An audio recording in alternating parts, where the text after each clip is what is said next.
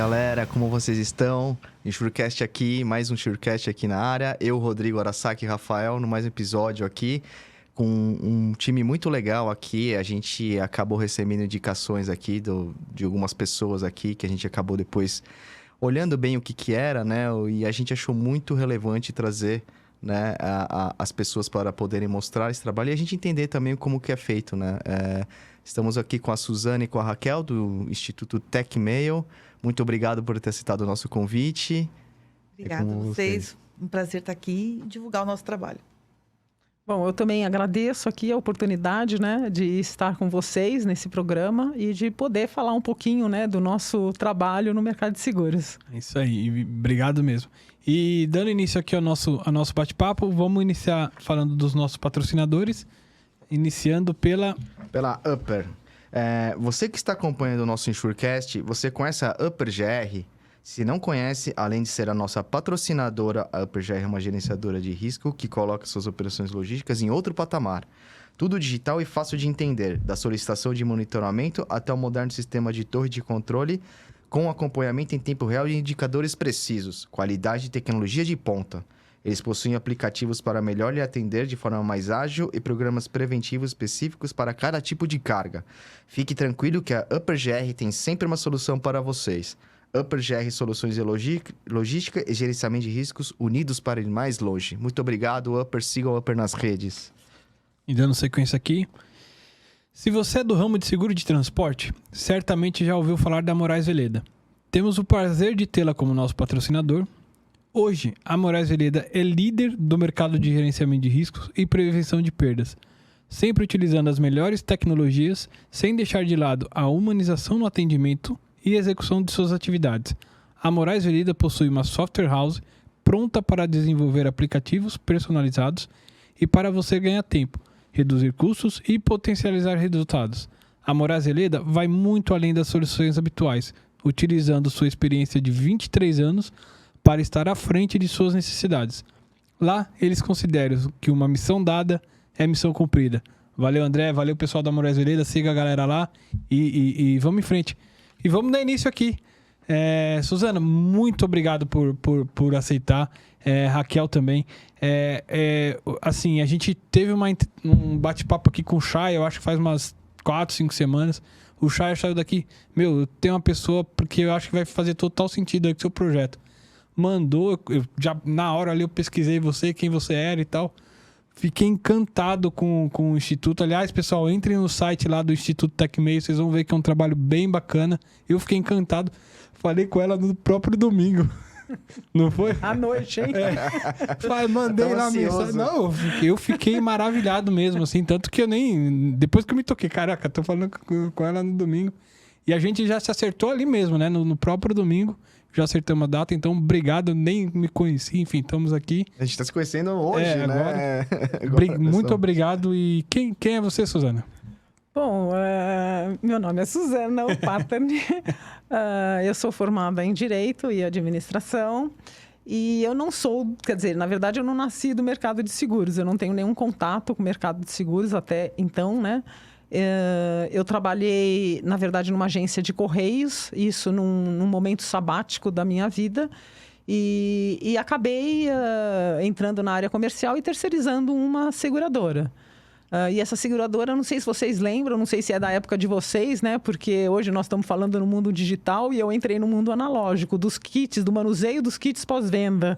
Não sei se vocês sabem o que é isso. Sabem, não? Não? Quando você compra um seguro, você recebia, na verdade, um envelope com a apólice, as condições gerais, a carteirinha e tudo mais. Então, isso era, vamos dizer, um processo que existia dentro das seguradoras. E o correio, na verdade, é que fazia essa parte, vamos dizer, de montagem dos kits. E quando eu observei a forma como isso era conduzido, eu comecei a identificar alguns pontos que começaram a me chamar a atenção. Por exemplo, um envelope e uma etiqueta que não tinha CEP. Eu falei, mas como que um envelope sem CEP poderia chegar no cliente? Não ia chegar nunca, né? Um nome que você percebia que o nome estava errado. E aí, regiões, por exemplo, principalmente do Nordeste, que também o endereço estava incompleto. Aí eu falei, bom, e saía pelo correio, né? Aí aquilo começou, na verdade, ser um ponto de atenção e eu comecei a buscar, né, como que era feita essa questão, vamos dizer, de terceirização. E aí mapeei o mercado, né, de seguros e vi que não tinha, na verdade, uma especialização na montagem de kits e que era, na verdade, o que tangibilizava a compra do seguro para o cliente final. E aí eu voltei para a seguradora e falei, olha, isso vai dar problema, ou melhor, deve estar dando problema, né? Se tem carnê de pagamento, às vezes o carnê vinha em cima do prazo e um documento para chegar, por exemplo, no Nordeste levava de 5 a 10 dias, já com o prazo vencido. E ele falou, bom, Suzana, o que você quer que eu faça? Eu falei, olha, nós temos que resolver urgente esse problema. E ele falou, e qual é a solução que você dá? Eu falei, olha, eu internalizo, eu consigo, na verdade, o pouco que eu conheci durante esse período, eu internalizo dentro da seguradora novamente e tiro do correio. Porque o correio não é um prestador de serviço. O correio, na verdade, ele ganha por postagem. Quanto mais peso, né, e quanto mais documentos enviados, é, na verdade, a forma de faturamento do correio. E aí foi que ele falou, então por que você não monta uma empresa? Aí eu falei, eu montar uma empresa? Eu, na verdade, eu vim do mundo criativo, eu queria ser artista, tá? Então, assim, desde pequena eu queria ser artista. Em teatro, pintura? Eu fugia de casa, né? Eu tinha mais ou menos uns 14 anos e eu ia para uma vila vizinha, tinha 2 artistas e eu era coadjuvante. Mas só que naquela época, não sei se vocês sabem, né? Os pais da gente tinham o comando. Então, assim, a gente tinha que fazer direito, a gente tinha que fazer medicina, a gente tinha que fazer, na verdade, aquilo que eles queriam. Então, eles não permitiram. Eu era também nadadora, eu fui nadadora, não posso dizer para você que eu fui profissional, mas eu competi internacionalmente. Então, assim, sempre sob o comando dos meus pais, que eram muito duros com relação à minha educação, né? Seja ela, vamos dizer, como esportista, seja ela, vamos dizer, como pessoa, né?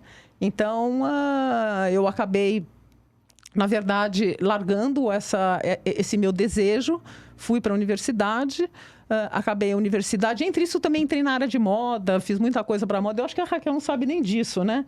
Eu fiz desfiles de moda, eu criava sapatos, criava roupas, fazia desfile e vendia. Mas nada disso rolou, na verdade, eu acabei seguindo um outro caminho. E assim, acho que como todo jovem, né, a gente vai testando, né? Você vai testando, vai testando, vai testando. Você tem a questão dos pais, né, que vão te conduzindo também. E estava difícil para mim achar, na verdade, o meu... sabe, aquela coisa que mexia com a minha alma, porque eu tinha muito de criatividade e achava que o mundo corporativo, não sei o quanto aquilo seria bom para mim. Mas quando ele ofereceu, eu voltei para casa, já era casada naquela época, com meu marido, e falei, olha, eu recebi essa proposta. E ele falou assim, aceita. Eu falei, mas como, né? Eu falei, eu não gosto de matemática. Seguro deve ser tudo matemática. É muito seguro cálculo. deve ser tudo... Ele também não gosta, viu, Suzana? Eu também não Seguro gosto. deve ser um monte de cálculo. Ele falou, não se preocupa que eu te ajudo na parte de cálculo. Aí eu peguei e falei, bom, tudo bem. Voltei lá para o diretor da seguradora e falei, olha, eu topo... mas assim, durante 3 meses eu faço um teste, recebo toda essa documentação, não vou montar uma empresa, não vou criar um CNPJ, vou fazer um trabalho para vocês. Se der certo, muito bem. Se não der certo, eu volto com aquela ideia de internalizar. E foi assim que começou a TecMail. Eu contratei, na verdade, chamei uma pessoa para sócia, né, para cuidar da parte interna, eu seria mais da parte comercial. Essa sociedade já não deu certo logo de cara, nos primeiros meses, então tive que desfazer.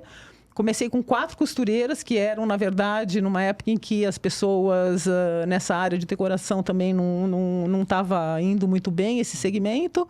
Então, assim, a gente começou na raça, no peito e na raça, a montar os kits. Eu já sabia o que eu queria fazer, eu já sabia aonde, na verdade, eu queria ajustar essa questão, vamos dizer, de qualidade na montagem dos kits. Então, eu acabei, na verdade, fazendo sozinha e comecei a trabalhar com jovens de uma entidade que formava jovens de Paraisópolis. Não existia aprendizagem naquela época, tá? Não existia, era 1997, a lei da aprendizagem nasceu em 2000, né, Raquel? E então, assim, tinha um grupo de pessoas da sociedade que faziam uma pré-seleção de jovens de Paraisópolis, davam um curso de 7 meses. E nesse curso de 7 meses, eles preparavam eles a datilografar, a comunicação, enfim, coisas básicas. E depois de 7 meses, eles disponibilizavam esses jovens para as empresas. Eles iam bater na porta das empresas e oferecer esses jovens para serem estagiários durante 7 meses. E a gente pagava um salário mínimo para esses jovens e mais meio salário para a instituição, né, para a manutenção da instituição. E foi aí que eu comecei a trabalhar com esses jovens. Então, foi uma relação muito bacana, porque eles formavam muito bem esses jovens. E eles chegavam assim prontos para aprender e sedentos, na verdade, de conhecimento. E de oportunidade também, né? De oportunidade. Só precisa de uma oportunidade, às vezes. Né? E eu sabia o que eu queria. Então, assim, eu comecei a sentar com eles no chão de fábrica e falar, olha, a documentação chegava, 3.000 documentos por dia para montar. Aí eu sentava com eles e a gente, né, começou a construir, na verdade, esse processo de montagem e separação, quer dizer, separação de documentos, montagem dos kits e expedição. E aí eu passei a ser uma fiscalizadora do correio. Então, ao invés, vamos dizer, de mandar as coisas para o correio de qualquer jeito, já saía, na verdade, com o quê? Com a precificação do cliente. O quanto o cliente ia pagar, vamos dizer, por aquele kit. Então, o que eu lembro naquele momento, né, desse cliente especial é que ele chegou com um custo de R$ 3,27 e quando ele saiu da empresa, ele tinha um custo de 0,37. Nossa Senhora. Era muito alta a diferença. Nossa. Então, por quê? Porque uma grande quantidade de documentos, eu acho que o mercado inteiro vai lembrar disso, retornava, entendeu? E nesse retorno, o que acontecia? O corretor sempre era via corretor, tá? Não tinha direto para o cliente. Então, era assim, passava a pólice para o corretor, né? O kit era para o corretor, vinha para o terceiro, voltava para o corretor, ele corrigia alguma coisa, colocava o envelope dele, a marca dele e seguia, na verdade, para o segurado. Esse era o triângulo, não saía seguradora cliente. Direto, né? Não saía direto, porque o cliente naquele momento era do corretor e ele tinha muito medo de perder os clientes para as seguradoras. Então, assim, a gente pegava aqueles kits e todos os kits que tinham CEP errado, que tinham nome errado, ele ia para a esteira de ocorrências e a gente registrava a esteira de ocorrências, tá? Então, não saía nada que tinha a possibilidade de retornar. Por quê? Porque o que acontecia? Quando o documento estava em trânsito e demorava muito para chegar, o cliente já reclamava a chegada. E nisso, o que a seguradora fazia? Ela emitia uma segunda via. Então, enquanto você estava tratando o retorno daquele documento, já ia expedir um segundo documento. E, na verdade, às vezes o cliente recebia 2 documentos, 2 apólices, entendeu? Então, era um custo desnecessário, entendeu? Para as seguradoras. Então, esse foi o meu primeiro passo no mercado de seguros. Legal. E chama Tech Mail, né? Exatamente, Tech Mail, porque, na verdade, isso veio quando antes de entrar no mercado de seguros, eu morei um tempo nos Estados Unidos e estudei um pouco de logística e tal. Estava querendo montar um negócio de logística nos Estados Unidos. Acabei voltando para o Brasil por questões pessoais, mas sempre voltado à tecnologia da expedição. Como é que eu poderia, na verdade, introduzir, vamos dizer, tecnologia na expedição de documentos, ter controle, né, gestão sobre esses kits, porque é aquilo que eu falei para você, né, o cliente, a única forma, né, de tornar palpável, né, de tornar tangível o seguro era através da pólice. Ele ficava doido atrás da pólice. Cadê meu cartão? Cadê minha apólice? Cadê meu seguro? Entendeu? Então, assim, eu sentia na pele aquela necessidade. E a minha formação jurídica também de uma proteção, né? Do triângulo, seguradora, corretor e segurado. Então, eu olhava muito essa relação jurídica e como que eu poderia proteger para que na hora de um sinistro, né? O direito coubesse a quem de direito, né? Então, assim, essa sempre foi a minha preocupação, olhar muito a questão do contrato e para que esse contrato fosse cumprido da melhor forma possível. E do jeito que as coisas estavam sendo feitas, eu achava que podia melhorar. Entendi. E você, Raquel, como que você entrou no mercado? Como que você entrou no processo? Então, em 2011, né, a Tecmeio, então, quer desvincular essa parte social. Então, ela cria o Instituto Tecmeio. Uhum. E aí, eu fui a primeira contratada para trabalhar, né? Eu venho da área de educação e eu gosto da área de educação. Então, eu conheço muitas pessoas que entraram porque... aconteceu. Não, eu quis, né? Uhum. Quando eu me envolvi com a educação, eu acabei me apaixonando. Eu fiz outras coisas, mas eu gosto muito dessa área de educação. E aí eu vim trabalhar no Instituto, aí eu comecei como professora no Instituto, né? Depois eu passei para coordenação e hoje eu estou na área comercial do Instituto. Então, desde 2011, espero ficar muito tempo. Porque eu adoro, eu acho assim... É que o Instituto, ele tem uma coisa que me realiza muito. Talvez até por não ter sido mãe, né? Não fui mãe. Eu vejo aqueles meninos e eu olho um pouco para mim, né? Eu vim de uma família também muito rígida e que meu pai acreditava que, na verdade, as mulheres tinham que casar, né? Trabalhar, não sei, né? Aquela coisa meio não acredito muito que vai ter jeito, né? Uhum.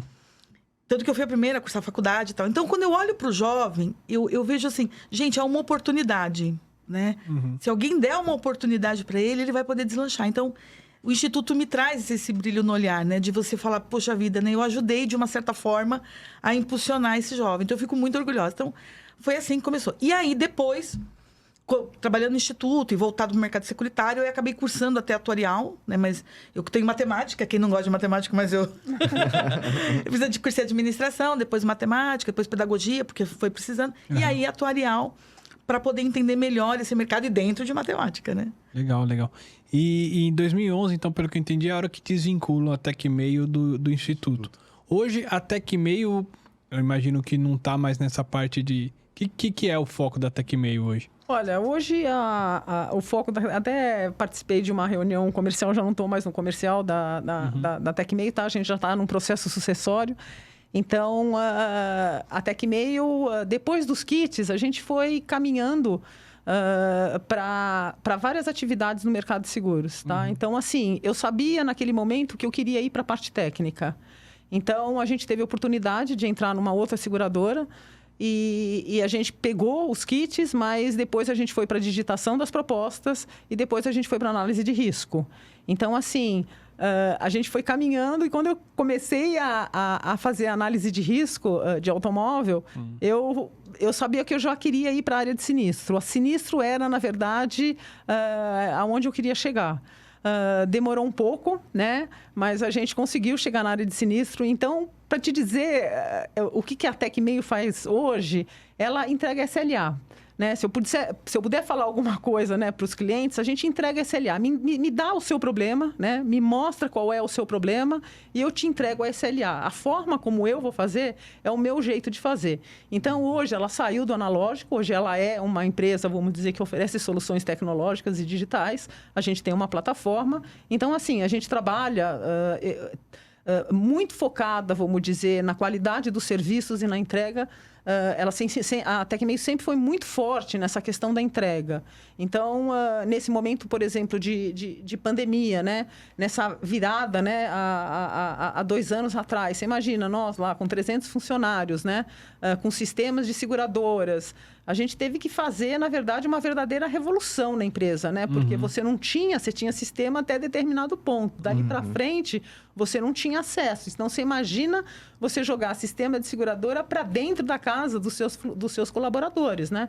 Aí nós fizemos de tudo e, na verdade, em 15 dias a gente botou os nossos colaboradores todos em home office e nós conseguimos entregar as SLAs. Legal. E dali para frente, hoje, né, o que a gente pode falar para vocês é que a gente tem feito muito trabalho emergencial. A gente está com um problema de falta de mão de obra bastante grande.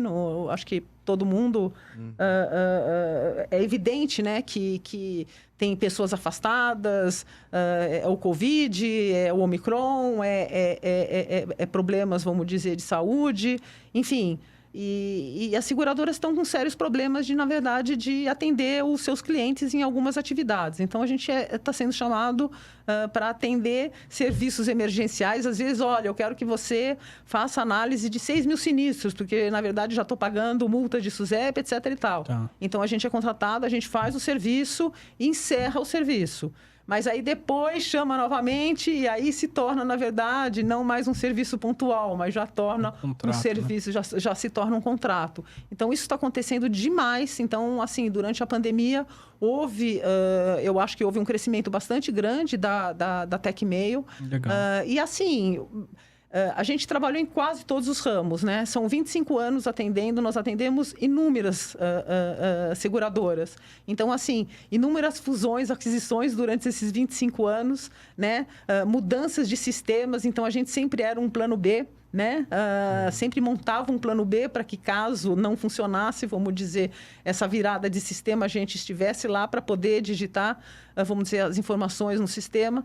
Então, assim, é muita experiência, é muito conhecimento. Então, hoje, não existe algum desafio que você não possa estar atendendo um cliente, entendeu? Seja de forma, vamos dizer, pontual ou seja de forma efetiva.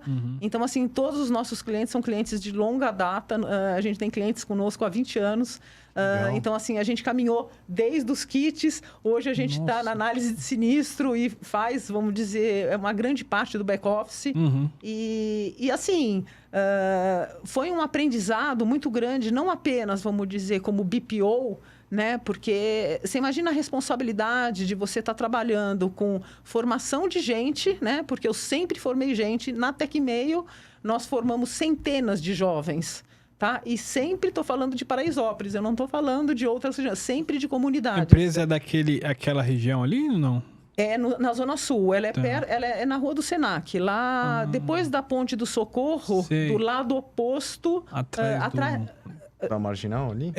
paralela à Marginal. Ali, em frente ao SP Market, praticamente. Lá no SP Market. Lá no SP Market. Quase em frente ao SP Market. Nações Unidas. Então, assim, a gente, né, tinha que trabalhar com os jovens, né, criar a cultura da responsabilidade, do compromisso, da entrega. E, olha, eu vou dizer para vocês, eu nunca tive problemas durante esses 25 anos com nenhum dos jovens. Que legal. Assim, e eles estão em todos os lugares, né? Então, assim, a Tecmail, chegou um momento em que os nossos clientes tiravam os nossos jovens. Então, isso foi também um motivo pelo qual eu acabei entendendo que a gente tinha um DNA educacional. Legal. Tá? Então, a gente tinha que entregar o serviço. Do outro lado, os jovens ou iam para seguradoras, para o mercado, porque ganhavam mais, né? Um prestador de serviço, você sabe que não tem tantos benefícios e o salário não é compatível, vamos dizer, às vezes, com uma seguradora. Então, a gente acabava perdendo esses jovens. E eu falei, bom, tenho que entregar esse LA. Eu vou formando, as seguradoras vão tirando. E eu tendo que entregar serviço. Como é que eu faço? Foi um dia que tiraram 11 de uma vez, né? Foi quando eu estava numa área de sinistro, já quase terceirizando.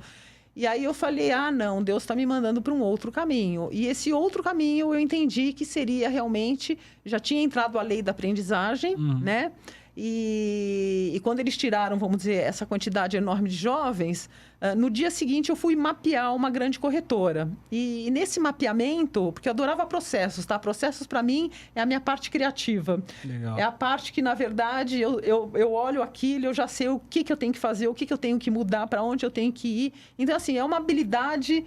que eu descobri em mim, né? Talvez a costura trouxe isso dos vestidos, talvez né, essa parte artística tem muito dentro do mercado de seguros. Eu acho que foi o que, pelo menos, é onde eu conecto, vamos dizer, as minhas habilidades com o mercado de seguros. Por isso que eu me apaixonei, que eu consegui desenvolver essas habilidades, vamos dizer, na criatividade.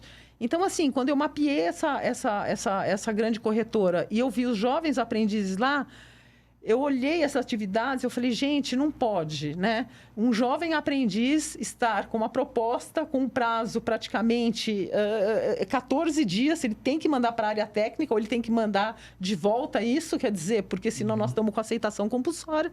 Eu falei, não dá para trabalhar com um jovem aprendiz em áreas, vamos dizer, de alta complexidade. E do outro lado, você tinha jovens também em áreas de baixa complexidade. Às vezes eles ficavam na recepção sem fazer nada, às vezes eles ficavam no arquivo. E eu comecei a ter um sentimento de como que a gente pode desenvolver esses jovens, né? Como que a gente pode, na verdade, fazer com que o mercado tenha um compromisso de desenvolvimento desses jovens. E aí eu falei, bom, eu vou fundar um Instituto Tecmeio que vai ficar, vamos dizer, o propósito dele vai ser capacitar jovens para ser um site de contingência da Tecmeio, mas também oferecer jovens aprendizes capacitados para o mercado de seguros. Legal. Legal, e a gente tá até conversando um pouco nos bastidores ali, é um único instituto social, assim, no nosso mercado, né?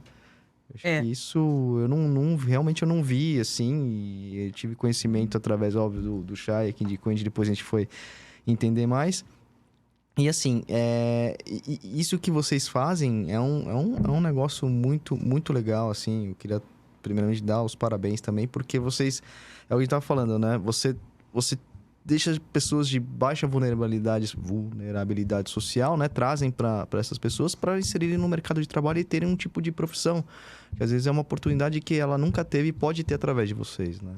E um grande diferencial do Instituto é que, na verdade, ele capacita o jovem antes dele ser aprendiz. Então, antes de nós buscarmos uma oportunidade no mercado para ele, ele tem um curso de, em média, 312 horas voltado para o mercado de seguros. Então, esse jovem, ele chega numa seguradora ou numa corretora, ele sabe o que é uma pólice. Aliás, ele já fez um TCC, muitas vezes, com ideias, né? Que traz ideias de solução de problemas, porque é um jovem que está ali, né? É um grande público, né? Porque o que acontece, eu acho que a diferença é você vender um seguro para uma pessoa que já conhece, ok, né? E que não é a grande maioria da população. Na cultura do seguro não é uma coisa muito forte no nosso país, né? Sim. Não, mesmo os que trabalham, cai de paraquedas, não vem preparado, que é o que vocês estão propondo. Exatamente. Né? Então, esse jovem, ele já chega preparado. Ele sabe quais são os ramos de seguro, ele sabe o que é um endosso, o que é uma pólice, o que é uma proposta, ele sabe o tempo de aceitação. Então, ele já estudou sobre aquilo. Aí, a partir do término do curso, é que nós vamos buscar uma oportunidade no mercado de trabalho para ele. Legal. E como que é o curso? Qual que é o programa do curso, assim? Antes até do curso, como eu me candidato para ser um jovem lá? Como eu entro no Como instituto? que se entra? Pode falar. Então, lógico. vamos contar. Então, na verdade, assim, ele pode... a gente tem um link onde ele faz a inscrição, mas ele pode entrar lá no site, pega o nosso telefone, liga lá, que a gente passa as orientações para ele. Então, ele entra num link, faz a inscrição, depois nós chamamos ele para uma prova seletiva e ele passa para uma entrevista, né? Para a gente conhecer um pouquinho o perfil dele, conversar, tudo. A partir daí, então, ele começa o curso. O curso ele é totalmente gratuito, ele não vai pagar absolutamente nada. Nós pagamos o vale transporte para ele nos dias que são presenciais, porque o curso é híbrido, né? Legal. Então, no dia que é presencial, ele recebe o vale transporte, o café da manhã, o almoço e um lanche da tarde. Então, ele não paga absolutamente nada. Quer dizer, paga, né? Ele paga o tempo dele, o investimento do tempo, a boa vontade, o querer aprender e o que fazer a diferença, né? Que é isso que a gente vai buscar. Porque o jovem, na verdade, quando ele entra, o que ele tem a oferecer? A força de vontade. E é isso que a gente busca nele. É o querer aprender. E aí, depois que ele termina o curso, aí sim, nós vamos buscar aí com os nossos parceiros, né? Aí fica aí, quem puder abrir uma oportunidade para os jovens. Pessoal, né? conhece lá o RH das empresas aí? Por Conhece favor, lá o gente. instituto que eu acho que vale a pena. Olha, dia Instituto 24 Tecmeio. de abril, se eu não me engano, é dia 24 de abril, que é o Dia Internacional do Jovem Trabalhador. Então, a gente tem aí uma meta de zerar o banco de talentos até o dia 24, hein? Então, temos que abrir vagas para todos os nossos jovens. E quantos tem lá? Nós estamos hoje com 80, né? 80 jovens no banco de talentos. Entendi. Nós formamos até hoje 1.400 jovens, tá? Nós temos 1.400 jovens formados, 95% de retenção em sala de aula, ou seja, foram certificados no curso. Nós temos 80% de inclusão no mercado de trabalho. Legal. E temos 50% de retenção no mercado de seguros. Então, o que a gente percebe é que, primeiro, né, ele entra sem saber absolutamente nada de seguro. Você já ouviu falar de seguros? Não. Nunca ouvi falar de seguros. Quando é a primeira semana, ele já está encantado pelo mercado de seguros. Então, assim, eu acho que é uma bela oportunidade, né? Não apenas de dar o curso, mas eu acho que de levar a cultura do seguro. Eu acho que o investimento, né, independente do investimento, porque depois eu gostaria de falar como que é essa questão da capacitação, do investimento e tudo mais. Mas, assim, independente da preparação, da capacitação do jovem para entrar no mercado de seguro, se ele entra ou se ele não entra, o mais importante é a cultura do seguro e do risco que nós estamos levando para esse jovem. Porque seguro é risco. Esse jovem não tem a mínima noção do que é risco. É risco para a própria vida dele, né? verdade. E ele passa a ter um comportamento completamente diferente na vida dele, social, familiar, enfim.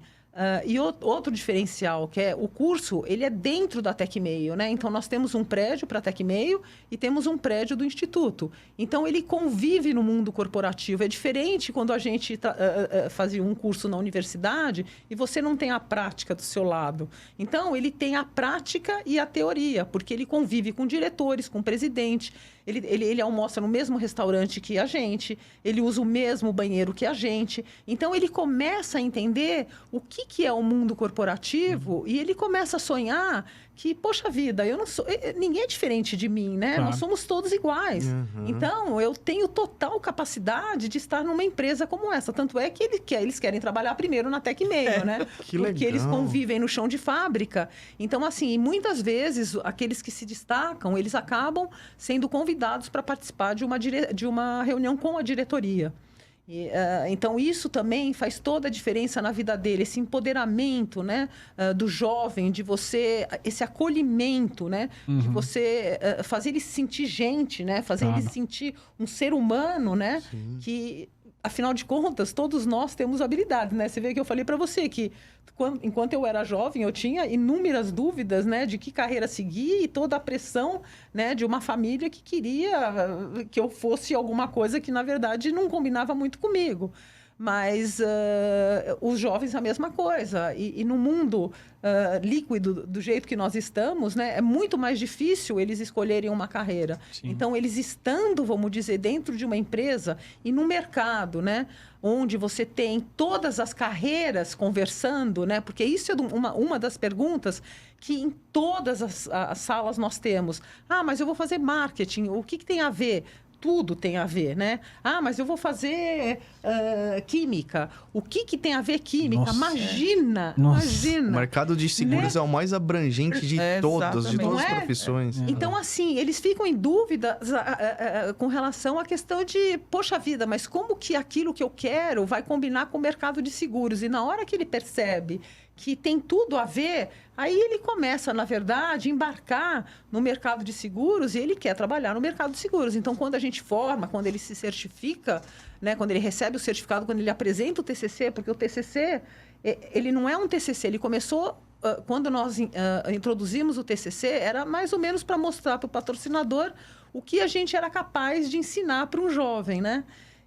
Então, eles falavam um conceito sobre seguro de residência, seguro de auto, seguro de vida, previdência privada, enfim, transportes, todos os ramos que você possa imaginar, mas muito conceitualmente. O que a gente fez agora? A gente adotou a metodologia da ABNT, que é a Associação Brasileira de Normas Técnicas, e a gente traz um problema de uma seguradora. Tá? Então, eles trabalham em cima de um problema real dentro de uma metodologia que eles já vão utilizar na próxima etapa, que é a graduação. Então, a gente já prepara o jovem, já incentiva o jovem a metodologias, entendeu? Para que na próxima fase ele não tenha tantas dificuldades. Legal. E essas pessoas, esses jovens, eles estão na faixa etária de quanto? Quando você fala jovem aprendiz, quanto... Só para a galera de saber. 14, na verdade, assim, o jovem ele pode ser aprendiz de 14 até 24 anos, né? Com 24 anos, ele não pode mais. Então, normalmente, no Instituto, nós pegamos nessa faixa etária até 21, 22 anos, porque daí dá tempo dele cumprir os 15 meses como aprendiz e depois ser efetivado, enfim. Então, de 14 até 21, 22 anos, ele pode fazer o curso com a gente. Legal. E como que funciona a parte do investimento em si, que você até comentou aí? Como é que sobrevive o Instituto? Da onde vem? Como é que funciona lá? Olha, eu quase desisti no primeiro ano, viu? Porque foi difícil entrar, né? Imagino. Porque já existiam outras entidades e a questão é cota, né? O mercado vê ainda a aprendizagem como cota, como custo, não como investimento. Então, assim, foi muito complicado eu entrar para um RH e falar, olha, eu quero apresentar para você um projeto diferente para a introdução de um aprendiz dentro da sua empresa. Ah, mas quanto custa? Eu falei assim, olha, gente, o custo é o de menos. Eu quero apresentar o projeto. Depois a gente pensa no custo. Mas eles queriam uma proposta, na verdade, de custos. Então, assim, eu fiquei um ano na verdade, tentando, né? Fiz um investimento bastante grande, porque a gente já tinha professores, já tinha toda uma equipe dentro do Instituto, né? E para você constituir uma ONG, também é uma burocracia enorme, né? Assim como o mercado de seguros é regulamentado, uma entidade, vamos dizer, de terceiro setor é extremamente regulamentada, entendeu? A gente toda hora tem que prestar contas, tem que renovar documentos e tudo mais. Então, assim, no primeiro ano eu entrava, tentava bater nos RHs, não conseguia. No final do ano eu estava quase desistindo, aí eu fui procurar a Escola Nacional de Seguros. E a Escola Nacional de Seguros tinha um programa chamado Amigo do Seguro. Não sei se vocês conheceram. Não. Então, eu fui lá para o Rio de Janeiro, conversei com a área social do Rio de Janeiro e eles resolveram aportar, na verdade, 3 turmas durante o ano seguinte. Eu saí super feliz, né? Porque eu falei, meu Deus do céu, né? Então, a gente já tem um patrocinador. Eles ficaram conosco durante 6 anos e depois eles retiraram o patrocínio por questões internas dele. Mas antes disso, eu já estava percebendo, vamos dizer, uma certa dificuldade. Aí eu já tinha startado um plano B. Qual era o plano B? Na verdade, a gente já tinha uma certificação chamada FUNCAD, que é o Fundo Municipal da Criança e do Adolescente, e o CONDECA, que é o Fundo Estadual da Criança e do Adolescente. Então, o que você faz para você colocar jovens em sala de aula? A gente faz um projeto, a gente monta um projeto, então fala, eu quero 30 jovens, eu preciso de uniforme, eu preciso de alimentação, eu preciso, enfim, de uma infraestrutura, eu preciso de computador, tudo que eu achar que tenho que colocar dentro do projeto, eu coloco dentro do projeto. Aí eu mando esse projeto para o Fundo Municipal, ele aprova, sai no Diário Oficial e eu estou apta para captação de recursos. Aí eu vou nas empresas e faço a captação de recursos, tá? Tanto do CONDECA quanto do FUNCAD. Então, eu já tinha, naquela época, apresentado, né, um projeto para o Fundo Municipal e eles aportaram. Eles mesmos, naquela lembrar, né? Que era deduzido do imposto de renda. Então, na verdade, você faz um aporte e qualquer pessoa, pode ser pessoa jurídica ou física. Sim. É isso que eu ia perguntar, qualquer pessoa. Qualquer pessoa. Então, você faz um aporte, né, dentro do seu limite de declaração e aí isso é deduzido do seu imposto de renda. Então, você já direciona o dinheiro para um curso que você sabe que você vai favorecer os jovens, né? E para quem quiser doar para vocês, como é que ele pode entrar direto no FUNCAD, no site do FUNCAD, tá? E aí ele escolhe o projeto. Então, ele escolhe o Instituto Tecmeio e aí ele doa ali e depois ele já recebe o boleto, ele paga e aí depois ele já declara no imposto de renda para bater e a gente recebe depois o aporte para o nosso projeto. Então, ele escolhe o projeto do Instituto ali, ele já doa para aquele projeto. Não é para o Instituto, é pro projeto. O dinheiro dele é para aquele projeto. É FUNCAD? FUNCAD. Fundo Municipal da Criança e do Adolescente. Isso, pelo site, a gente consegue fazer tudo. Isso, tá? Mas, assim, tem um porém aí, né, que a gente sofre. Por exemplo, a gente tem o de 2019 em aberto. Então, a gente fez um projeto de 800 e poucos mil reais. Então, a gente está apto para captação. Eu fiz eu que bato na porta, né, das seguradoras. Então, eu consegui o aporte da Liberty, consegui o aporte da Surrai. E está faltando uma quantidade bastante importante para fechar esse projeto. Se eu não conseguir 56% do valor do projeto total, eu perco tudo que eu captei. Então, você imagina a minha... Por exemplo, eu tenho um que vence agora em maio. Tá aí, ó, maio. Os 56% você tem que conseguir de por qualquer fora. jeito. E aí os 44 vem do FUNCAD? Não. Não. Do valor do projeto, vamos supor, é 800 mil. Eu tenho que conseguir 56% de doação. Tá. Aí, se eu conseguir, a gente adequa o projeto a esse valor e pode fazer, entendeu? Entendi. Se você não conseguir, você perdeu o projeto. Então, perdeu tudo. Perdeu eu tudo. posso doar tanto via FUNCAD como direto para vocês? Pode, mas a gente prefere que doe porque é muito mais fácil e fica dentro do projeto e a gente consegue tracionar o projeto mais rápido. Porque a gente faz, por exemplo, um projeto de 800 e pouco, são às vezes 4 turmas ou 8 turmas que eu vou, na verdade, fazendo durante 1 ano ou 2 anos. Então, a cada 2 meses eu tenho uma turma. Porque eu tenho que capacitar, lembra? Eu tenho que capacitar e quando eu capacito o jovem, ele sai de lá querendo um emprego, né? Ele está desesperado pelo emprego. Então, eu tenho que ter uma logística, né, de capacitar e empregar. Tanto é que agora, vamos dizer, em 2021, a gente apresentou um projeto e eu fiquei super feliz. Acho que nós, né, é um marco no Instituto, porque o que aconteceu? Eu recebi uma notícia que o projeto tinha sido classificado. Eu falei, gente, o que é projeto classificado? Aí eles falaram, Suzana, você não sabe? Eu falei, não. Ele falou assim, é que o próprio FUNCAD aporta o dinheiro, você não vai precisar fazer a captação. Então, então, eles entenderam como um projeto de interesse público. Claro então, que é. Então, você imagina, quer dizer, o que o mercado de seguros tem, o que a gente pode fazer juntos, né? A 4, 6, 8 mãos, né? Em vez nós aqui, né, assumimos toda uma responsabilidade que, no fundo, traz o quê? O benefício para o próprio mercado. Claro. Essa questão de formar pessoas, nós já temos hoje pessoas que estão, quer dizer, lembra que eu falei para vocês que antes eu entrava nas seguradoras ou corretoras, eu via gente no arquivo, eu via gente na recepção, eu via gente sentada não fazendo nada. Hoje eles estão na área jurídica, na área de resseguros, na área de sinistro. Você não pode imaginar as áreas de alta complexidade que esses jovens entram. Claro, entendeu? Então, ele já vem pronto. Exatamente. Então, assim, a gente pode fazer também um projeto muito focado naquela seguradora. Então, por exemplo, ela quer fazer um projeto com 30 jovens com produtos dela, né?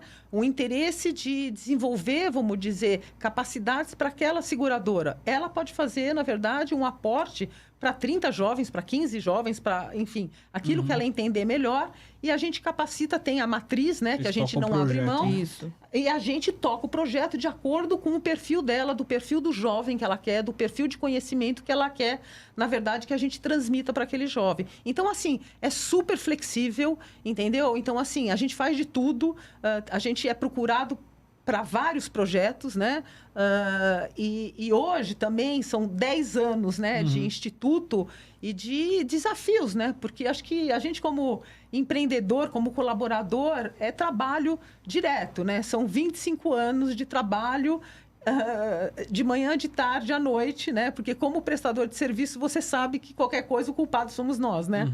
Não tem culpado do lado do tomador. Sempre a gente, na verdade, é que sofre as consequências. Então, a gente tem que estar muito alinhado, né, com o negócio das seguradoras, com o negócio do mercado de seguros, muito up-to-date a respeito da questão da inovação para poder entregar. E na questão da educação é a mesma coisa.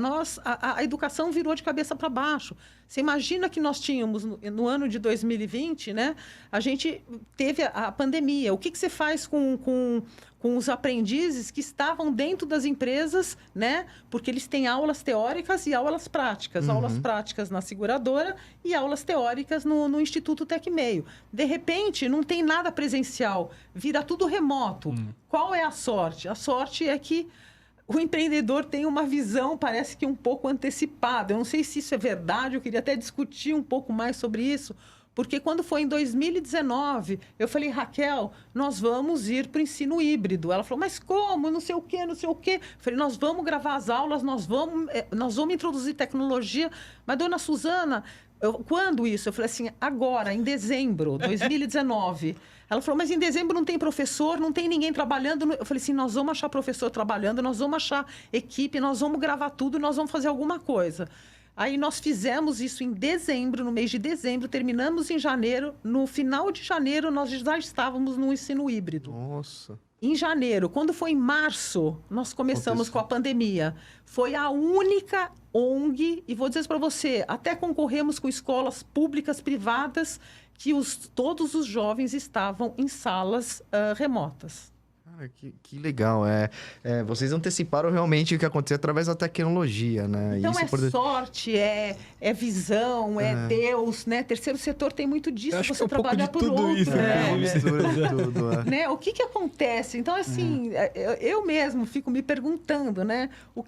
Qual é essa força, né? Que bate nas tuas costas e fala, vai nessa direção, vai nessa direção, vai nessa direção. A gente sente muito isso. O terceiro setor...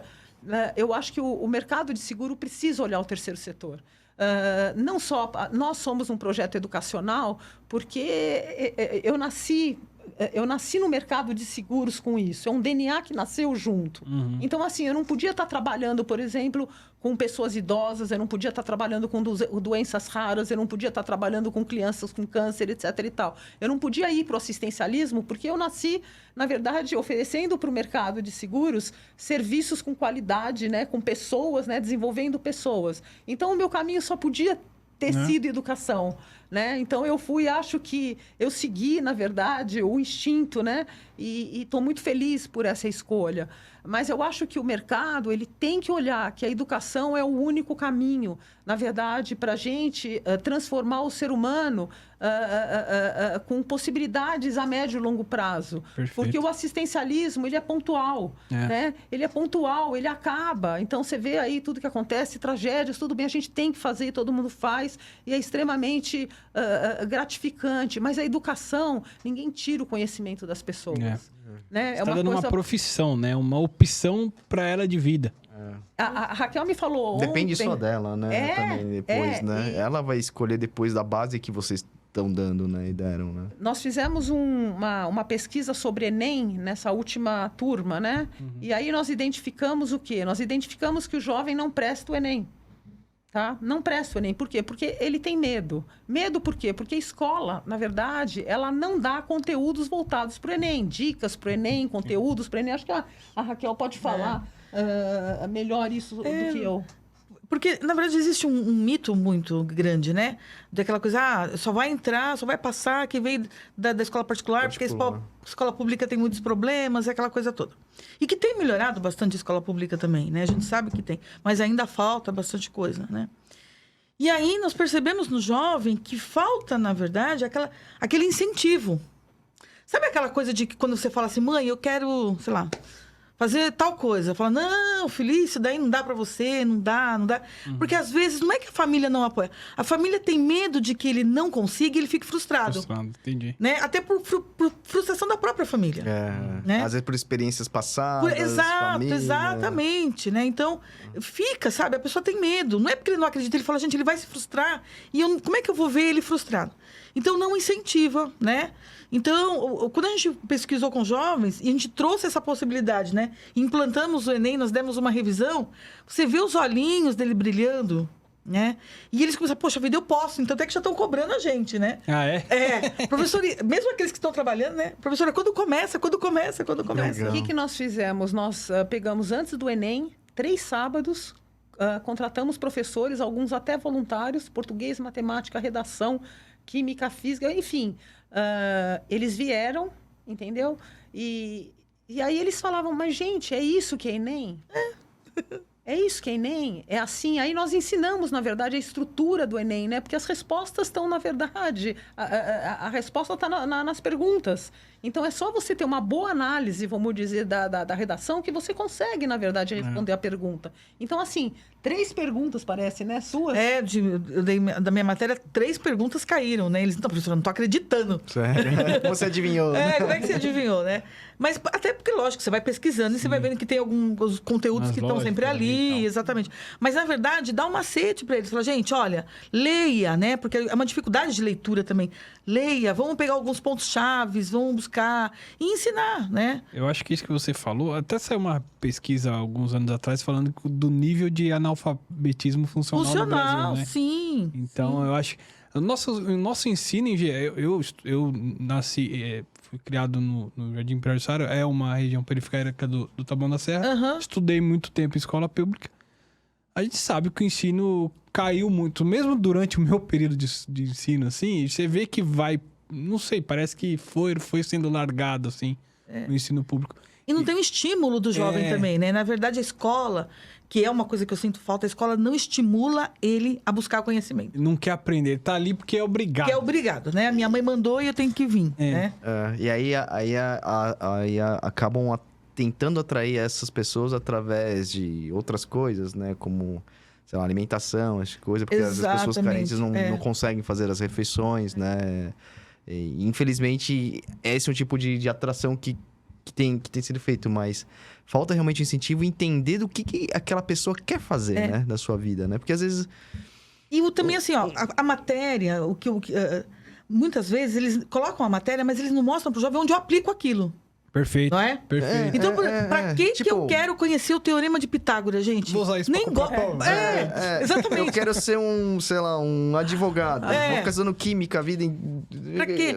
Ou, né, mas agora, se eu trouxer o teorema dentro de uma situação, pegar uma situação do cotidiano, né, você tá soltando o seu pipa ali. Quando você olha, quanto você já tem de linha no ar? Então, você trazer uma coisa do dia a dia, né? E aí você começa a mostrar para ele onde usa. Então, isso instiga o jovem, né? Que, na verdade, a ideia do professor hoje, ele tem que ser o professor ele tem que ser um estimulador da vontade de querer aprender. Porque o conhecimento, você vai na internet. Hoje, estudar datas, né? Quem descobriu, gente, você vai lá na internet, tá cheio. Tá cheio, Agora, o que isso refletiu? O Brasil ter sido colonizado pelos portugueses, o que refletiu hoje? Né? Então, isso que precisa, né? E, infelizmente, não tem, mas eu acho que agora com essas mudanças de itinerário formativo, eu acredito que vá. Mas o Instituto traz muito isso. Que nem, por exemplo, a gente tem no nosso curso matemática básica. Mas eu sempre trabalho com essa matemática voltada para o mercado de trabalho. Então, eu vou trabalhar a fração. Onde que eu uso isso no mercado de trabalho? Quando você vai calcular suas férias. Quando você vai calcular seu 13º. Né? Então, você começa a mostrar para o jovem a aplicabilidade daquilo.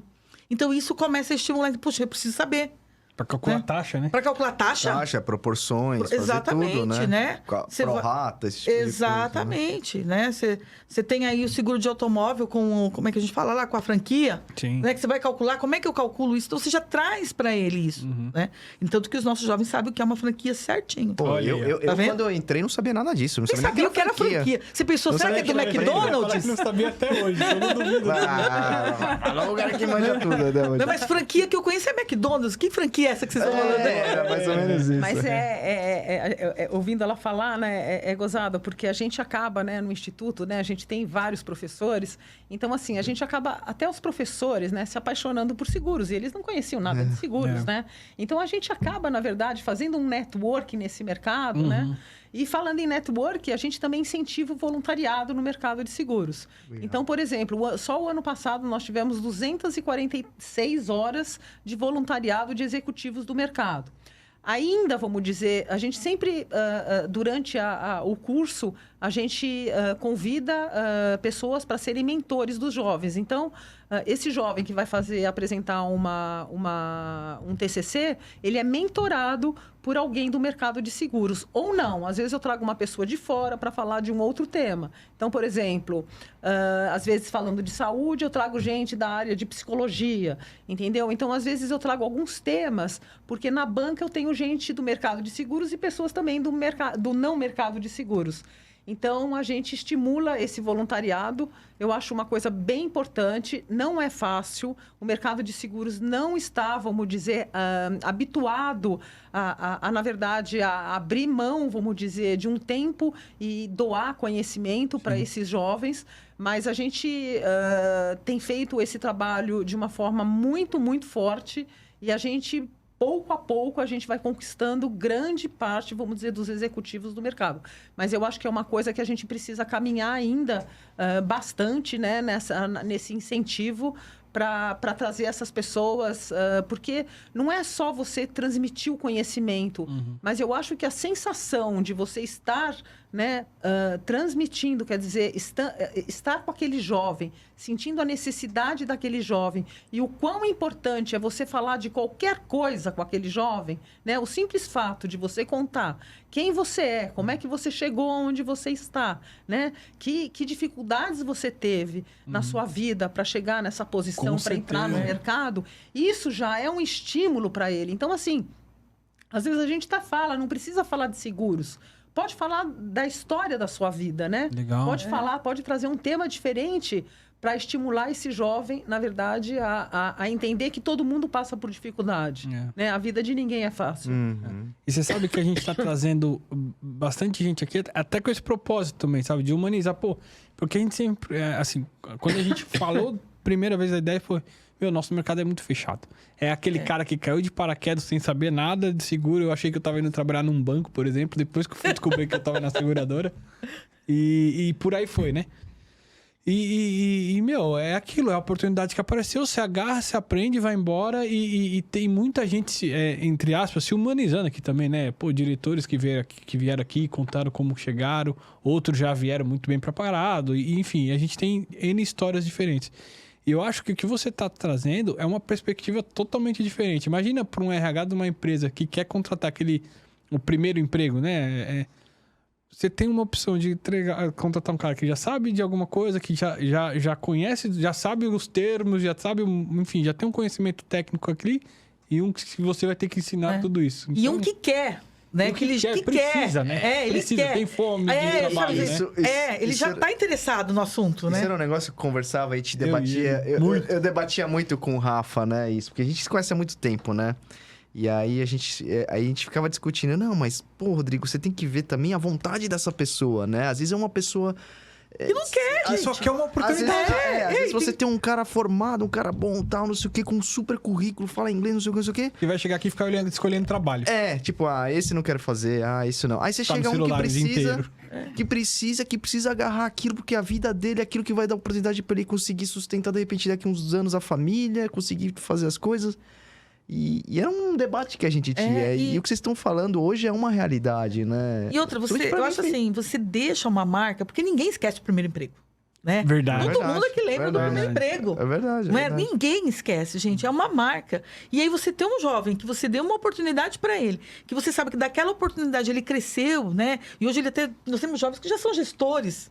Gestores, gente. Já são gestores, Então, entendeu? Que ótimo, né? São 11 anos aí que você tem o Henrique, que é um menino que é gestor. Então, é muito orgulho, sabe? E essa oportunidade que eu acho que precisa, né? A gente tem que... E todo mundo pode. Você pode ter uma corretora pequena, você pode dar uma oportunidade. E como é que faz pro pessoal que quer se voluntariar lá? Tem só diretor para cima, quem chega lá... Inclusive, tô te convidando. Já tô convidado, tá? Para dar uma palestra. Para dar uma palestra pros nossos jovens, né? Porque quando eles apresentam um TCC, às vezes tem uma dificuldade de como se posicionar, como falar. De repente, fazer Eles já fizeram podcast também, mas dá umas dicas. Então, você tá convidado para dar uma palestra. Claro. Pros meninos lá. Com prazer. Para fazer um podcast mais... E é uma, assim, acho que é uma oportunidade. O que eu vejo é que a gente não ensina só os jovens, né? Eu acho que através desse trabalho a gente ensina também, às vezes diretores, às vezes pessoas que estão em C-level. Outro dia nós tivemos, na verdade, um TCC e tinha uma pessoa que era secretária do presidente. Ela falou, mas eu não sei, metodologia, TCC, eu nunca fiz. Vamos embora, porque a gente tem uma orientação de TCC dentro do programa. Então, tem uma orientadora com metodologias ágeis que ensina, na verdade, não só os jovens, mas que ensina o mentor também. Então, quando você vê no final da história, né, essa pessoa que nunca tinha participado de uma mentoria, que não conhecia nada de seguros, era secretária do presidente, ela acabou falando sobre previdência e foi top, foi um TCC que foi bastante discutido em banca. Então, assim, a gente ensina o lado de lá também, vamos dizer, o mercado de seguros, o que é, na verdade, você transmitir conhecimento para um jovem através de uma metodologia que é utilizada hoje nas universidades. Então, assim, a gente está compartilhando conhecimento de todos os lados, porque ninguém sabe de tudo, ninguém sabe. Às vezes, acho que quanto mais a gente acha que sabe, menos a gente sabe, né? A todo dia a gente está enfrentando um desafio diferente. Todo dia a gente está passando por um estresse. Então, eu acho que esse nosso programa, ele não é um programa só para o jovem, é um programa para todos nós, Com certeza. Para todos os executivos, né? Eu acho que todos os executivos deveriam incentivar, deveriam participar, deveriam ajudar. Às vezes o dinheiro não é nada, né? Às vezes a presença de uma pessoa dessa, junto com os jovens, né? Quem sabe amanhã um desses jovens não será, na verdade, o chefe de um de nós. Com certeza. Por que não? Então, a vida muda tanto, né? Então, assim, eu acho que a gente tem que... Lembra que eu falei para vocês que quando eu entrei no mercado de seguros, eu tinha, assim, um horror da palavra manuseio. Para mim, manuseio era uma coisa, assim, que... manuseio de kits, eu falava, mas manuseio é uma coisa meio, sabe, para artesanato, é montagem de kits, vamos usar outra palavra. Acho que se meus jovens estiverem assistindo, eles vão lembrar dessa questão aí, que eu odiava essa palavra de manuseio. Eu acho que essa palavra cotas também é uma coisa que remete a forçar alguém a fazer alguma coisa, entendeu? Então, se a gente pudesse, na verdade, descaracterizar, desmistificar essa questão de cota e pensar em inclusão social, em desenvolvimento de pessoas, em formação de pessoas, em oportunidade de identificar talentos dentro das comunidades vulneráveis, eu acho que transformaria, na verdade, o mercado de seguros. Porque, afinal de contas, o que nós fazemos no mercado de seguros? A gente cuida de gente. O nosso propósito é gente. Então, como que a gente, né, encara o jovem, né, que precisa trabalhar, o jovem que precisa de uma oportunidade como algo como cota, como algo impositivo?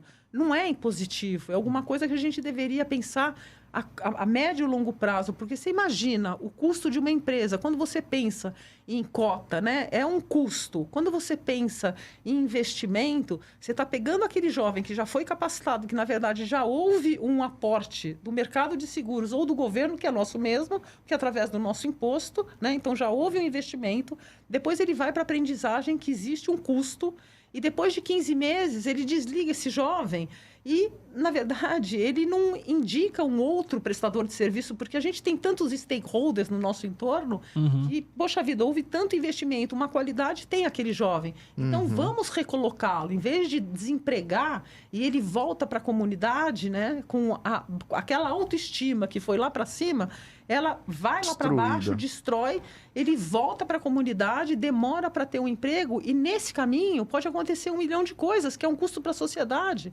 Então, eu acho que o mercado deveria pensar na graduação. Hoje nós temos bolsa, hoje nós temos milhares de possibilidades de estar fazendo esse jovem continuar os estudos, arranjar um emprego dentro do nosso mercado que está carente. Nós temos aí quantos players no mercado, gente? Vistoriadores, logística, tudo que está em crescimento, né? Saúde, tem tudo, tudo para crescer, né? Então, por que tirar, né? Então, vamos, na verdade, inserir. Então, pensar no jovem como investimento, não como cota, não como curto prazo, mas como médio e longo prazo. Isso é uma coisa também que eu brigo bastante. Acho que não é brigar, né? Eu acho que, assim, são sentimentos que você tem de que talvez a gente esteja não fazendo a coisa de forma correta, não divulgando da forma correta, não usando o marketing da forma correta, porque a gente é muito preto no branco, sabe? A gente faz as coisas, a gente entrega as coisas. Eu acho que a gente não precisa de marketing quando você, na verdade... Teu serviço fala por si, né?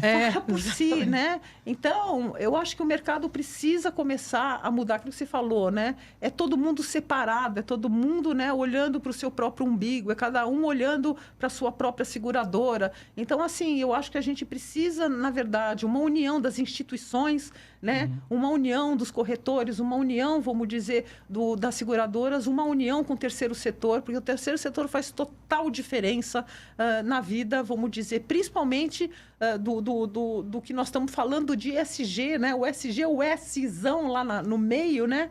Que é esse trabalho que nós fazemos, né? Então, ele tá ali, a semente já está ali, né? A arvorezinha já está crescendo. Então, basta o quê? Basta um olhar mais acolhedor, um olhar mais carinhoso, um olhar mais estratégico, na verdade, da aprendizagem. Não ficar, vamos dizer, num nível talvez de RH, mas ser uma estratégia da empresa de olhar a questão da formação como algo importante e que no futuro isso vai fortalecer as marcas. Legal, não.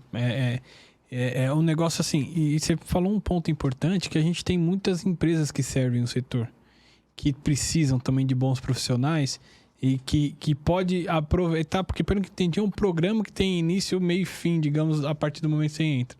Aí, quando acaba esse programa de menor aprendiz, que fala aprendizagem isso? Tá. Aí acaba ali quanto tempo que ela fica empregada de fato? Ele pode ficar como aprendiz durante 15 meses. 15 meses. E aí depois ele pode ser estagiário, né? Tá. Se ele estiver cursando uma faculdade. Se ele estiver cursando uma faculdade, ele pode ser estagiário. Senão, ele já pode ser efetivado direto. Tá. Aí acontece, pelo que eu entendi do discurso, muito de quando acaba aqui esse contrato, ou ele não tem um estágio, ou ele não tem... Alguns, sim. Um emprego. Né? Apesar que a gente tem uma retenção forte, né? Mas... Pode acontecer. Sim, pode acontecer. Porque às vezes a empresa, aquilo que a dona Suzana falou, a empresa não olha para o jovem, ele olha como uma cota só. Tá terminando o contrato, pronto, acabou. Vem outro, né? Entendeu? Próximo. Nem prepara o gestor tipo para acompanhar. Para cumprir, né? Exatamente. Mas a gente pode ter as empresas parceiras, entendeu? Não, é isso, mas é isso, vem cá, exatamente. entendeu? Pô, porque eu imagino assim, pensando do lado do empresário. Não que eu seja empresário, eu não sou. Mas quem sabe? Tentando pensar do lado do empresário. Eu preciso cumprir esse prazo aqui. Às vezes a gente não tem a oportunidade mesmo. Às vezes a vaga não surgiu pra eu... Sim. Mas, pô, tem meu parceiro aqui, Moraes Veleda, você tem uma vaga aí? Vamos... Eu consigo redirecionar e porque é nosso patrocinador aqui também, enfim. E você trazer esses parceiros que trabalham pro programa. Ó, já tá aqui, já tá formado, já conhece seguro. E aí? Vamos formar um ciclo aí que se ajude, né? E o nosso mercado não tá restrito a corretora e seguradora, Claro né? que não, claro que não. Tem GR, tem outras prestadoras, Empresas de tem averbação, só falando de tecnologia, transporte, né? tecnologia, de TI, tem de várias Os próprios áreas, né? clientes da empresa de transporte, por exemplo, as próprias os transportadoras, segurados, né? né? Exatamente, os próprios segurados, de repente Eles você pode, contratam seguro, Eles precisa de profissionais. Assim. Que Exatamente, né? entendam, comunique com a seguradora, com a corretora. E essas pessoas já têm basicamente essa teoria, a prática, E né? você sabe que uma das nossas próximas gravações, um dos temas que a gente vai entrar é essa dificuldade de contratação. E ela não é seguradora, ela é uma consumidora de seguros, digamos assim. Mas ela é uma profissional que tem muita dificuldade de contratar pessoas que conhecem do tema para fazer essa contratação.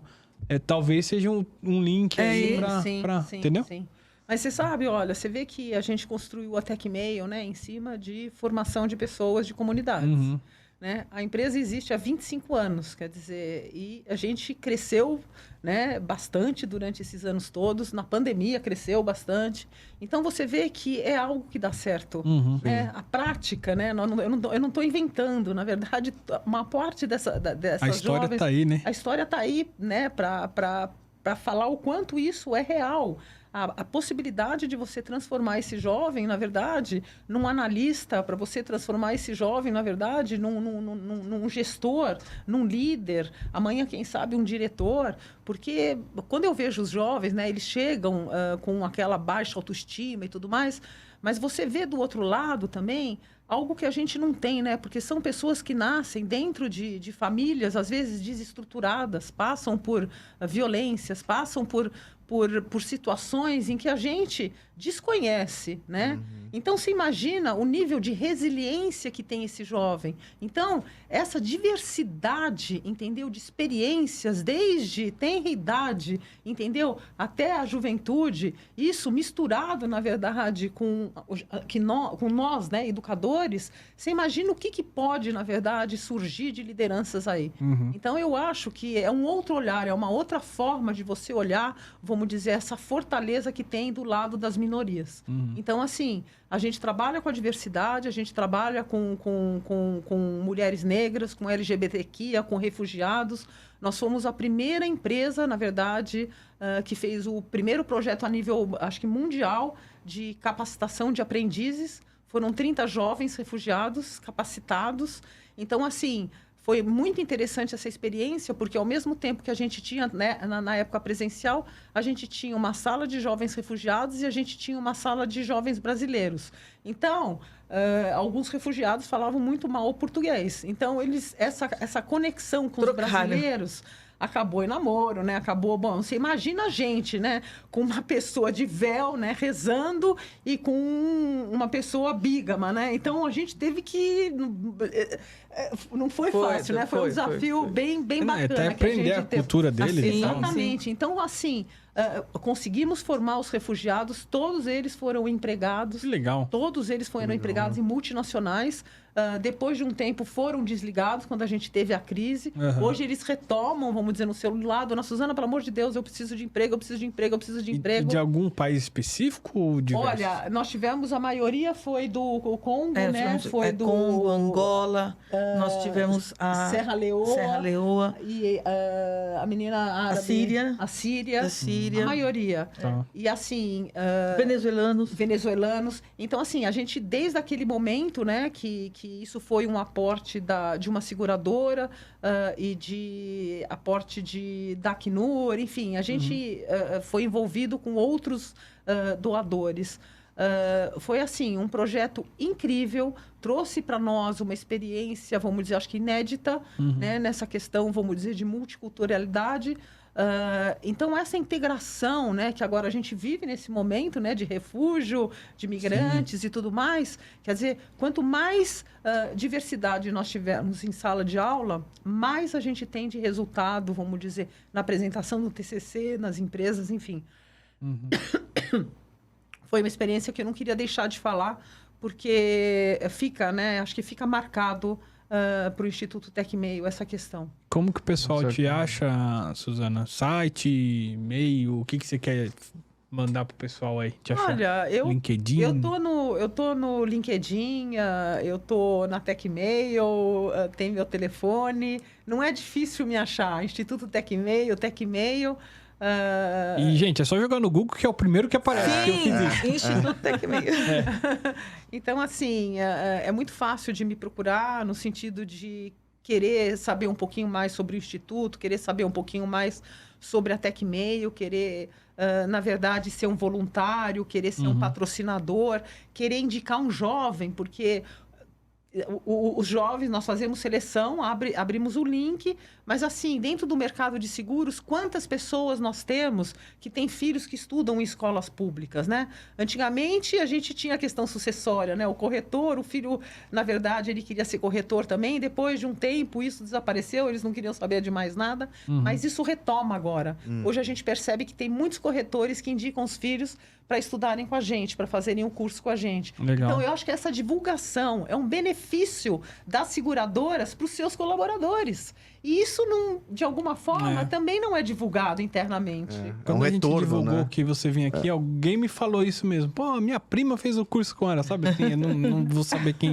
Não vou lembrar agora de cabeça quem me falou isso, mas teve isso. E, gente, é assim...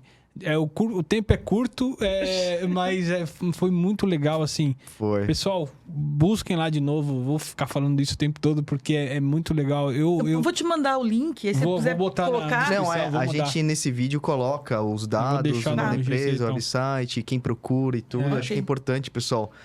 O bate-papo foi muito legal. Quem quiser doar, entre em contato. Fale com o pessoal do Tecmeio, fale com a Suzana, fale com a Raquel. E me manda o link também daquele... É Funcad? Funcad. Vou mandar. Que eu vou deixar também pro pessoal. Que bom, se a gente conseguir, vai ser muito bom. Vai ser gente mais termina em mais maio, porque eu tô turmas. desesperada. A gente não tem... a gente tá começando ajudar. ainda, Não, mas vamos... A energia já ajuda, isso aí. né? Eu sou entusiasta assim, da educação. Para mim, a única coisa que vai resolver esse país é a educação, que as pessoas vão ter livre-arbítrio de verdade, né? Porque eles têm o poder do conhecimento. É isso aí. E muito obrigado por vocês terem vindo. Muito obrigado. Obrigada a vocês pela oportunidade. Eu também agradeço essa oportunidade de você ter me encontrado, né? Do Chay ter indicado, porque são raras as pessoas, na verdade, que nos convidam para conhecer o nosso trabalho da forma como vocês trataram isso com tamanha profundidade, que eu acho que é, na verdade, o que merece, né? Porque, na final, não somos nós.